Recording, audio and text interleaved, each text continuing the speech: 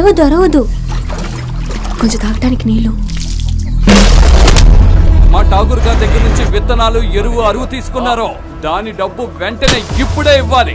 సత్నా ఉత్కడిలో ఉన్న పేద ప్రజల కంటే ఇక్కడున్న ఆదివాసుల జీవితాలు చాలా దారుణంగా ఉన్నాయి. దీనికంతటికీ మూల కారణం మా అమ్మగారే. మనం ఏదో ఒక దారి చెయ్యాలి అమర్.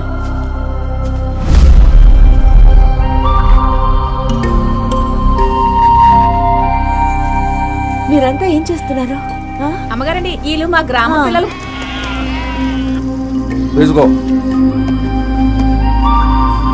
మీదట పిల్లల్ని, మేకల్ని కాయడానికి పంపొద్దు. మీరు మీ జీవితం మా పోరాటం కోసం ఎందుకు త్యాగం చేస్తున్నారు? పనికి జీతం, తిండి మాత్రమే. జమీందార్ భూములు పండించే ఆదివాసుల రైతులకు కూలీలు లేవు. ఎంత ధైర్యం ఉంటే నా ముందు అలా మాట్లాడతాను? నేను మీకు తోడుగా ఉంటాను కరుణి.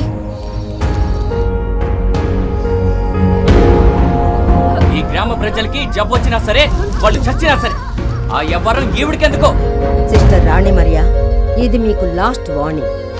వీళ్ళు మీకు చుట్టాలు లేదా గ్రామ ప్రజల్లా కనిపించట్లేదు. దయచేసి మీరు మమ్మల్ని వదిలేసి ఎక్కడికి వెళ్ళకండి.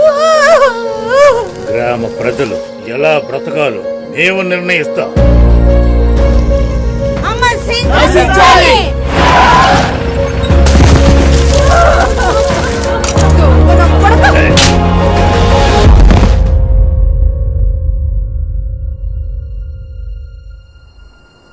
ఒకవేళ మనం మన సౌకర్యం కోసం ఇంకొకరికి హెల్ప్ చేయకపోతే మనం అంకితం చేసిన ఈ జీవితానికి అర్థమేంటి చెప్పు?